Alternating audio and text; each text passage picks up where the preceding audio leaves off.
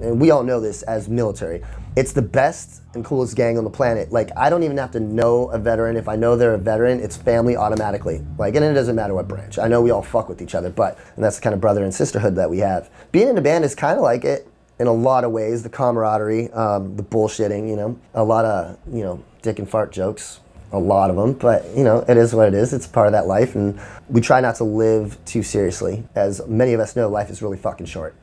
Yeah, it's one of those things where I joined the Army. It was the best thing I could have ever done. I have the best friends and the best family because of it, and I wouldn't take my childhood back for anything because I gained a better family.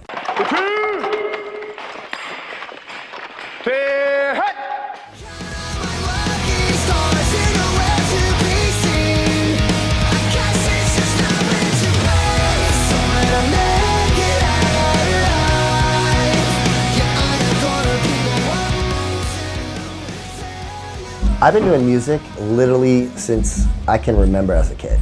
I got my first guitar at, I think, like 5. Actually, I got a drum set first, and I'd wake up every morning at like 6 a.m., bang on the drums, and my parents sold that shit in like 3 days. When I was in, you know, school, I played bass clarinet and jazz, marching, and all that shit, band. But I picked up the electric at 15 years old. That was it for me. I was like, I knew what I wanted to do. My very first concert I went to with my mom was Chuck Berry. He was already older. He just came on stage, and it was like he fucking woke up. Like, no matter how old or tired he was, like the moment he put his foot on stage, it was like he was young again. And I was like, I want to do that for the rest of my life. So my parents got divorced when I was 15, and my dad was retiring from the Army. So we moved to Dominican Republic, where he's from.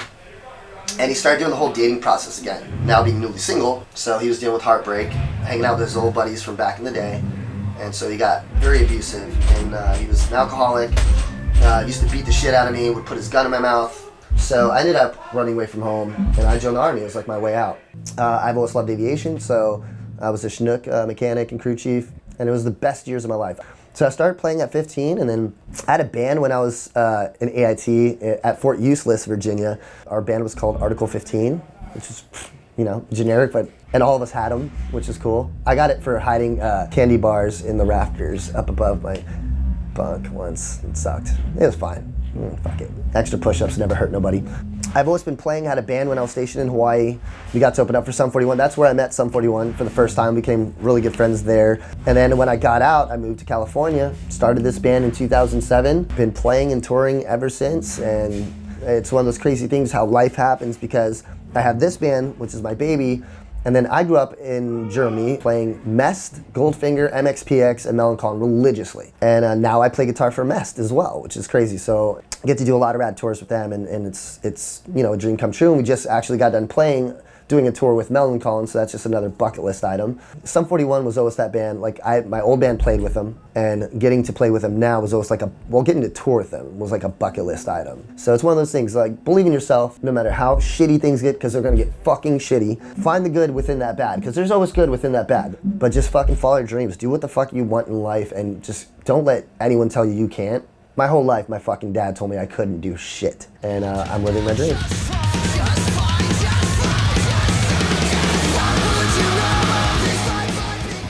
Having the abusive childhood that I had helped me a lot with the military. And I've talked to a lot of my friends that have had very abusive childhoods as well. They do their deployments, and they're not as bad off as most. They are still. Some things you can't unsee or smell or hear. Like, that's just how it is. I feel like that going into the military, I was just so grateful to be away from where the fuck I was. So anywhere was better than being home. You know, I mean, there's definitely times where I think as I was getting out, they're like, dude, like, you're not gonna do shit with your band. You should just fucking ride it out and stay in. And I was like, well, I'm not gonna let you tell me that I can't do something. Fuck that. Think about this shit.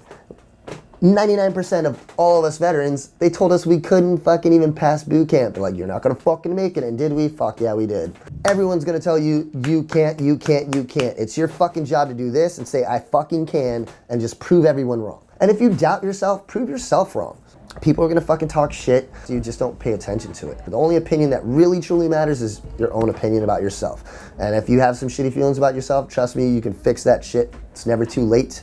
And you're fucking definitely not alone, man. You have literally an army of family behind you. If you're seeing this right now and you see that my band is coming out to a fucking show, and we've never met, I dare you to walk up to me, see if I don't have your back. Don't even tell me you're in the military. Just tell me you're going through some shit. Because to me, it's fucking important.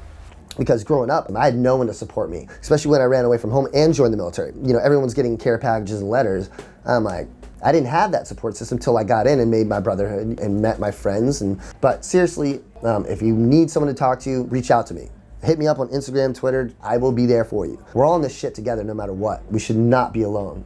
I think that organizations like this, like Zero Platoon, and then you got like all like my really close friends and like Article 15 and Black Rifle, those dudes, you know, they're so supportive of the military, you know what I mean? And there's so many really good organizations and people trying to do really good things for all of us. Don't be fucking scared to reach out. You know, that's what these support systems are for. You know, you don't have to go through whatever you're going through alone, especially after what you've been through and after serving your fucking country. Either hit me up any fucking time you need to, or, you know, write Zero Platoon, you know, reach out. And just so you know, you and I alone, there's a million of us. This song is called Next to Me. It was written about being on the road and missing that person back home. And I know a lot of my fellow veterans and brothers and sisters that are deployed, active duty. This song is connected because, as you know, when you're on deployment, you're very far away from your family and your loved ones, and it's fucking sucks.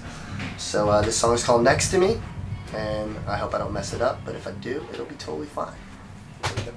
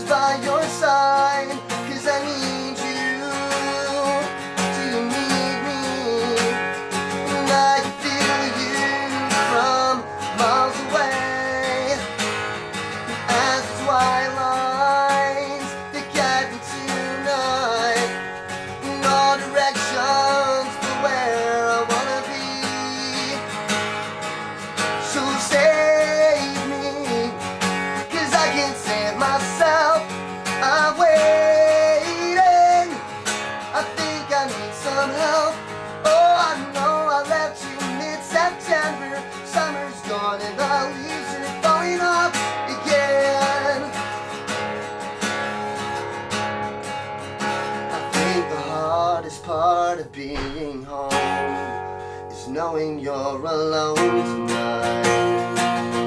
I wish I was by your side. This road you're on, it has no end in sight. I'm feeling so unknown tonight.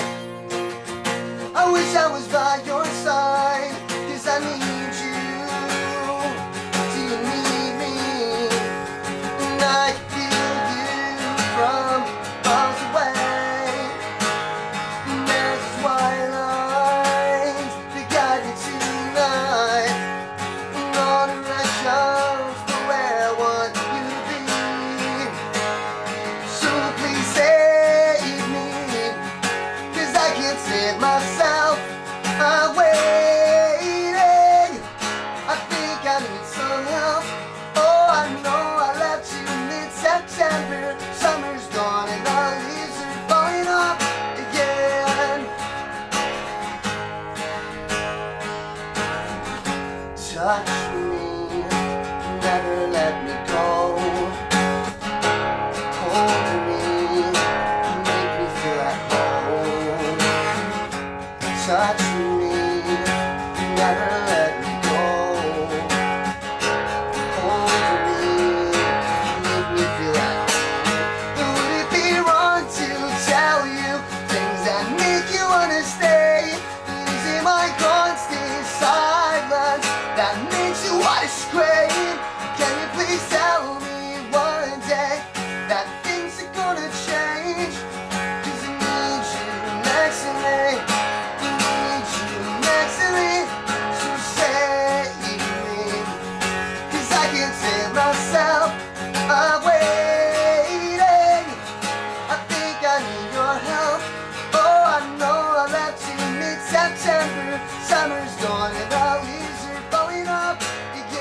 I mean, I remember exactly where I was. I was on the road when I wrote it, and my now ex-wife, go figure. And it was just one of those things where it's like being in the military. A lot of my friends are still deployed, and I've been out since '06. And, you know, they go through the same thing. As a veteran, you're, you know, job's first. The military is the military, man. The job is first, always. And, you know, it'll always take precedence. And being in a band's kind of like that, you know, when you're trying to make it. You miss a lot of birthdays, your first kid's speeches, or, you know, word, the first time they crawl or walk, anniversaries, you miss it all. So it's one of those things where I knew that my lifestyle was wearing on our marriage, but I don't think she understood how much I missed her, you know, or how much we miss our spouses or our families when we're gone.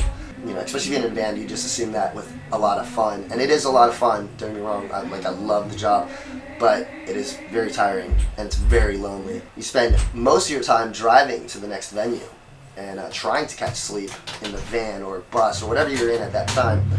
So it's one of those things where the song just kind of wrote itself, and I was just really missing my family back home. The white lines that guide me away from where I want to be is, you know, those freeway, you know, late night drives, and just white lines, just, and you're just driving in the opposite direction of your family, knowing that you're gonna be gone for a long time. So it's just one of those things where the song just kind of wrote itself, and it was fun to write. It sucks playing it now, being divorced, but it makes sense. So I guess what it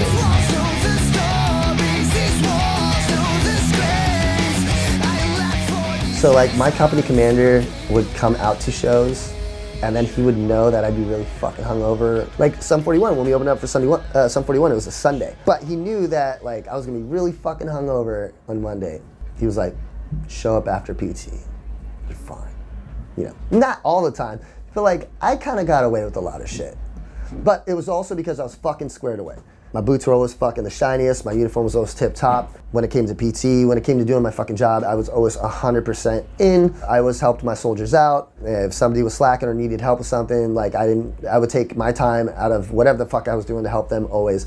So I kind of got away with a little bit. There's things you can do. Put in for every class you can think of. Fucking hell, put in for airborne school. Go jump out of fucking planes and shit. Do air assault school. Air assault school was fucking fun. I mean, it sucked, but it was fun. There's a lot of things to keep your mind off. There's also like just pick up an instrument or go to shows. I think music has this very big power to fucking get you out of wherever the fuck you're at that moment. If you're feeling like you joined and it's not quite you, so you just gotta find that positive and make it better. And that's really fucking hard. But there are things to get you by, you know, there's your friends. You can find something around your barracks or your base to keep you kind of focused and leveled out. If I'm in a shitty mood, sometimes I like to listen to shitty mood music. Or I put in some heavy shit and I go to the range. Or happy music. I take my dog to the dog park and just fucking relax when I'm, you know, having some shit, and then I play some country.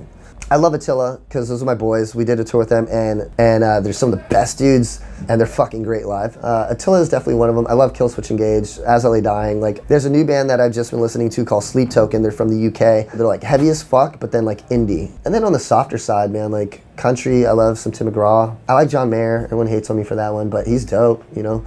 There's a band called Rivals. They're from California. You should check them out. They're called Rivals. They're awesome. Sometimes I can listen to a band and be like, I don't have it as bad as they do. I better fucking lighten up, you know what I mean? But music has that power to change whatever mood you're in.